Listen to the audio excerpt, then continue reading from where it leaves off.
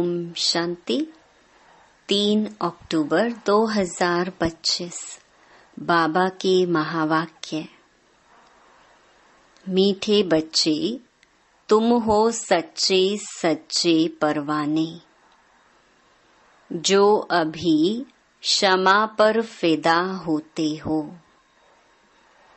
इस फिदा होने का ही यादगार यह दीपावली है।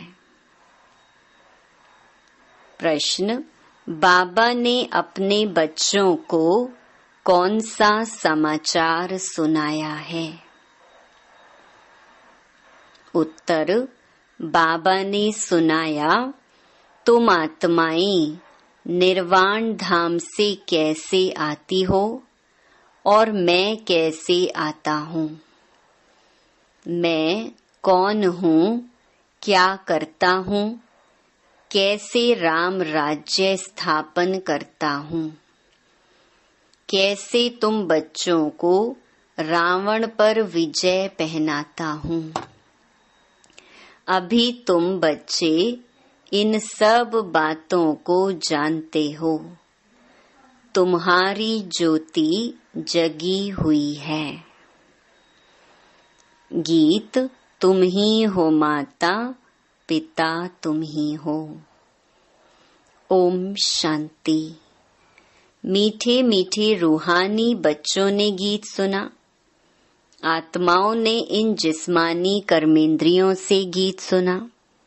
गीत में पहले तो ठीक था, पिछाड़ी को फिर भक्ति के अक्षर थे। तुम्हारे चरणों की धूल है। अब बच्चे चरणों की धूल थोड़े ही होते हैं। यह रॉन्ग है। बाप बच्चों को राइट अक्षर समझाते हैं। बाप आते भी वहां से हैं जहां से बच्चे आते हैं। वह है निर्वाण धाम। बच्चों को सबके आने का समाचार तो सुनाया, अपना भी सुनाया कि मैं कैसे आता हूँ, आकर के क्या करता हूँ। राम राज्य स्थापन करने अर्थ रावण पर विजय पहनाते हैं।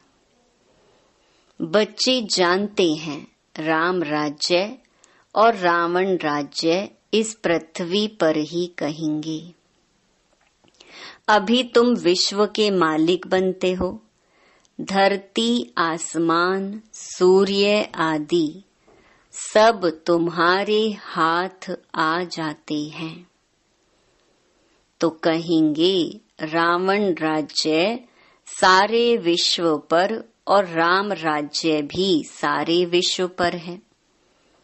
रावण राज्य में कितने करोड़ हैं, राम राज्य में थोड़े होते हैं। फिर धीरे धीरे वृद्धि को पाते हैं। रावण राज्य में वृद्धि बहुत होती है, क्योंकि मनुष्य विकारी बन जाते हैं। राम राज्य में है निर्विकारी। मनुष्यों की ही कहानी है। तो राम भी बेहद का मालिक, रावण भी बेहद का मालिक है। अभी कितने अनेक धर्म हैं, गाया हुआ है अनेक धर्मों का विनाश। बाबा ने झाड़ पर भी समझाया है। अब दशहरा मनाते हैं, रावण को जलाते हैं। यह है हद का जलाना। तुम्हारी तो है बेहद की बात। रावण को भी सिर्फ भारतवासी ही जलाते हैं।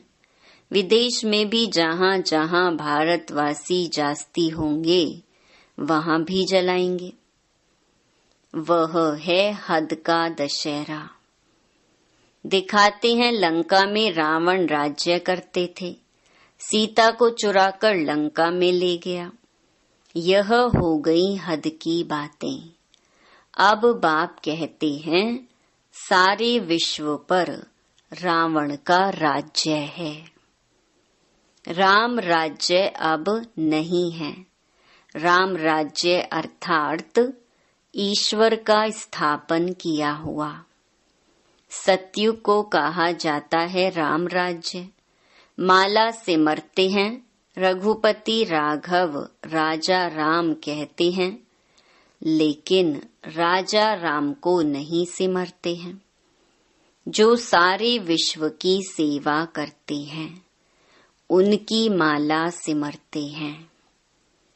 भारतवासी दशहरे के बाद फिर दीपावली मनाते हैं। दीपावली क्यों मनाते हैं? क्योंकि देवताओं की ताज पोशी होती है। कोरोनेशन पर बत्तियां आदि बहुत जलाते हैं। एक तो ताज पोशी, दूसरा फिर कहा जाता है घर घर में दीपमाला। हर एक आत्मा की ज्योत जग जाती है। अभी सब आत्माओं की ज्योति उझाई हुई है। आयरन एजेड है, यानी अंधियारा है। अंधियारा माना भक्ति मार्ग। भक्ति करते करते ज्योत कम हो जाती है। बाकी वह दीप माला तो आर्टिफिशियल है। ऐसे नहीं कि कोरोनेशन होता है तो आतिशबाजी जलाते हैं।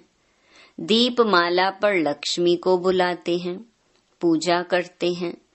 यह उत्सव है भक्ति मार्ग के। जो भी राजा तख्त पर बैठते हैं तो उनका कोरोनेशन डे धूमधाम से मनाया जाता है। यह सब हैं हद के।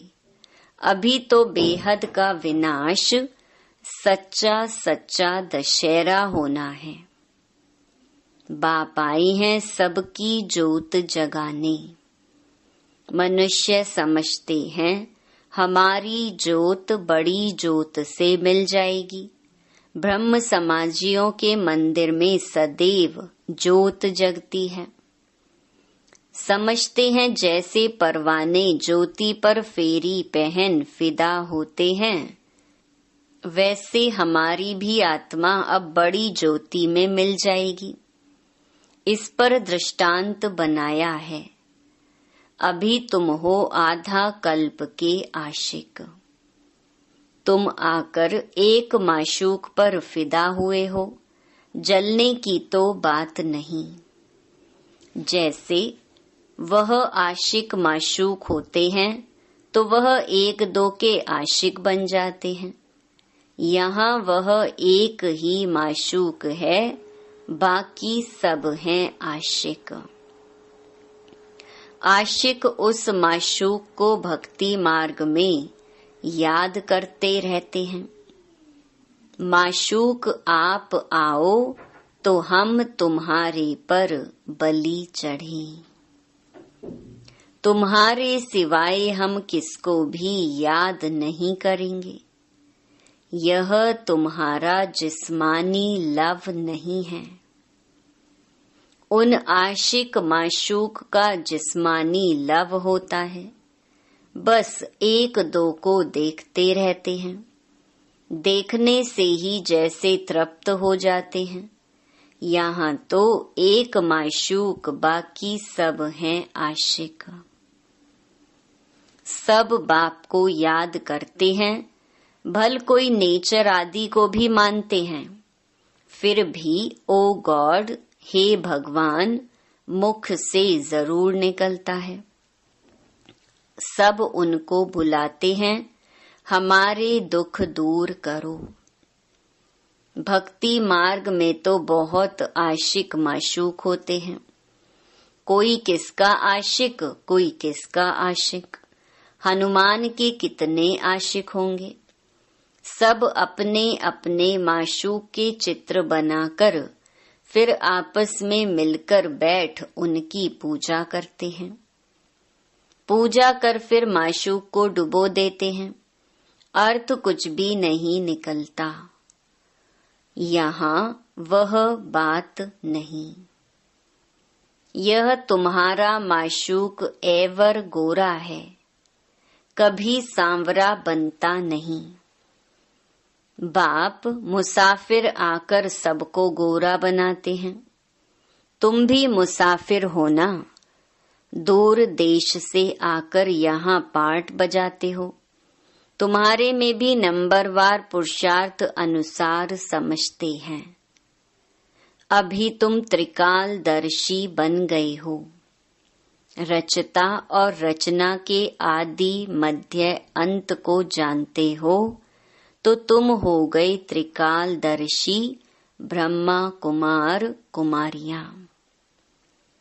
जैसे जगत गुरु आदि का भी टाइटल मिलता है ना, तुमको यह टाइटल मिलता है। तुमको सबसे अच्छा टाइटल मिलता है स्वदर्शन चक्रधारी। तुम ब्राह्मण ही स्वदर्शन चक्रधारी हो या शिव बाबा भी है? शिव बाबा भी है। हाँ, क्योंकि स्वदर्शन चक्रधारी आत्मा होती है ना, शरीर के साथ। बाप भी इसमें आकर समझाते हैं। शिव बाबा स्वदर्शन चक्रधारी ना हो तो तुमको कैसे बनाए? वह सबसे सुप्रीम ऊंच ते ऊंच आत्मा है। देह को थोड़े ही कहा जाता। वह सुप्रीम बाप ही आकर तुमको सुप्रीम बनाते हैं। स्वदर्शन चक्रधारी आत्माओं के सिवाय कोई बन ना सके। कौन सी आत्माएं? जो ब्राह्मण धर्म में है। जब शूद्र धर्म में थे तो नहीं जानते थे। अब बाप द्वारा तुमने जाना है। कितनी अच्छी अच्छी बातें हैं, तुम ही सुनते हो और खुश होते हो। बाहर वाले यह सुने तो आश्चर्य खाएं, ओहो यह तो बहुत ऊंच ज्ञान है।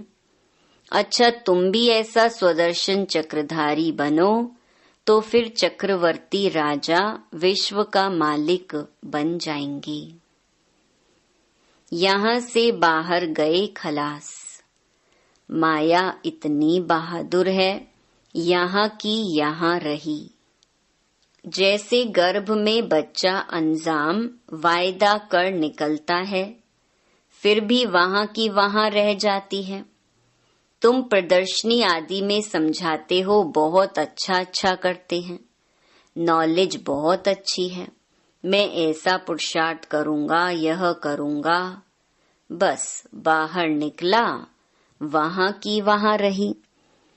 परंतु फिर भी कुछ न कुछ असर रहता है। ऐसे नहीं कि वह फिर आएंगे नहीं। झाड़ की वृद्धि होती जाएगी। झाड़ वृद्धि को पाएगा तो फिर सबको खींचेंगे। अभी तो यह है रौरव नरक।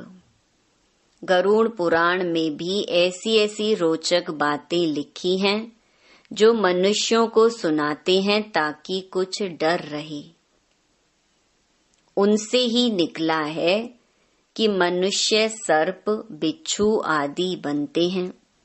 बाप कहते हैं, मैं तुमको विषय वैतरणी नदी से निकाल क्षीर सागर में भेज देता हूँ।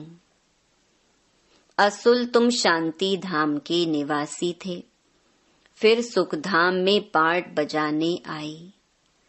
अभी फिर हम जाते हैं शांति धाम और सुख धाम। यह धाम तो याद करेंगे ना। गाते भी हैं तुम मात पिता, हम बालक तेरे। वह सुख घनेरे तो होते ही हैं सतयुग में। अभी है संगम। यहाँ पिछाड़ी में त्राही त्राही करेंगे क्योंकि अति दुख होता है। फिर सतयुग में अति सुख होगा। अति सुख और अति दुख का यह खेल बना हुआ है। विष्णु अवतार भी दिखाते हैं। लक्ष्मी नारायण का जोड़ा जैसे ऊपर से आते हैं। अब ऊपर से शरीरधारी कोई आते थोड़े ही हैं। ऊपर से आती तो हरेक आत्मा है, परंतु ईश्वर का अवतरण बहुत विचित्र है। वही आकर भारत को स्वर्ग बनाते हैं उनका त्योहार शिव जयंती मनाते हैं। अगर मालूम होता कि परमपिता परमात्मा शिव ही मुक्ति जीवन मुक्ति का वर्षा देते हैं, तो फिर सारे विश्व में गॉड फादर का त्योहार मनाते। बेहद के बाप का यादगार मनाएं तब जब समझें कि शिव बाबा ही लिबरेटर गाइड है। उनका जन्म ही भारत में होता है। शिव जयंती भी भारत में मनाते हैं, परंतु पूरी पहचान नहीं तो हॉलीडे भी नहीं करते हैं। जो बाप सर्व की सद्गति करने वाला, उनकी जन्म भूमि जहाँ अलौकिक कर्तव्य आकर करते हैं, उनका जन्मदिन और तीर्थ यात्रा तो बहुत मनानी चाहिए। तुम्हारा यादगार मंदिर भी यहाँ ही है, परंतु किसको पता नहीं है कि शिव बाबा ही आकर लिबरेटर गाइड बनता है। कहते सब हैं कि सब दुखों से छुड़ाकर सुख धाम में ले चलो, परंतु समझते नहीं। भारत बहुत ऊंच ते ऊंच खंड है। भारत की महिमा अपरम अपार गाई हुई है। वहाँ ही शिव बाबा का जन्म होता है। उनको कोई मानते नहीं, स्टैंप नहीं बनाते, औरों की तो बहुत बनाते रहते हैं। अब कैसे समझाया जाए जो इनके महत्व का सबको पता पड़े। विलायत में भी सन्यासी आदि जाकर भारत का प्राचीन योग सिखलाते हैं। जब तुम यह राजयोग बताएंगे तो तुम्हारा बहुत नाम होगा। बोलो, राजयोग किसने सिखाया था? यह किसको पता नहीं है। कृष्ण ने भी हठ योग तो सिखाया नहीं। यह हठ योग है सन्यासियों का, जो बहुत अच्छे पढ़े लिखे हैं, जो अपने को फिलॉसफर कहलाते हैं, वह इन बातों को समझ और सुधर जाएं। कहीं हमने भी शास्त्र पढ़े हैं, परंतु अब जो बाप सुनाते हैं वह राइट है, बाकी सब है रॉन्ग। तो यह भी समझें कि बरोबर बड़े से बड़ा तीर्थ स्थान यह है जहाँ बाप आते हैं। तुम बच्चे जानते हो, इसको कहा जाता है धर्म भूमि। यहाँ जितने धर्मात्मा रहते हैं उतने और कहाँ नहीं। तुम कितना दान पुण्य करते हो, बाप को जानकर तन मन धन सब इस सेवा में लगा देते हो। बाप ही सबको लिबरेट करते हैं, सबको दुख से छुड़ाते हैं, और धर्म स्थापक कोई दुख से नहीं छुड़ाते हैं। वह तो आते ही हैं उनके पिछाड़ी। नंबरवार सब पाठ बजाने आते हैं। पाठ बजाते बजाते तमो प्रधान बन जाते हैं। फिर बाप आकर सतो प्रधान बनाते हैं। तो यह भारत कितना बड़ा तीर्थ है। भारत सबसे नंबर 1 ऊंच भूमि है। बाप कहते हैं, मेरी यह जन्म भूमि है, मैं आकर सबकी सद्गति करता हूँ, भारत को हेवन बना देता हूँ। तुम बच्चे जानते हो बाप स्वर्ग का मालिक बनाने आए हैं। ऐसे बाप को बहुत प्यार से याद करो। तुमको देख और भी ऐसे कर्म करेंगे। इसको ही कहा जाता है अलौकिक दिव्य कर्म। ऐसे मत समझो कोई नहीं जानेंगे। ऐसे निकलेंगे जो तुम्हारे यह चित्र भी ले जाएंगे। अच्छे अच्छे चित्र बने तो स्टीमर भरा कर ले जाएंगे। स्टीमर जहाँ जहाँ खड़ा रहता है वहाँ यह चित्र लगा देंगे। तुम्हारी बहुत सर्विस होनी है। बहुत उदार चित हुंडी भरने वाला सांवल शाह भी निकलेंगे जो ऐसे काम करने लग पड़ते हैं, ताकि सबको मालूम पड़े कि यह कौन है जो इस पुरानी दुनिया को बदल और नई दुनिया स्थापन करते हैं। तुम्हारी भी पहले तुच्छ बुद्धि थी, अभी तुम कितने स्वच्छ बुद्धि बने हो। जानते हो हम इस ज्ञान और योग बल से विश्व को हेवन बनाते हैं। बाकी सब मुक्ति धाम में चले जाएंगे।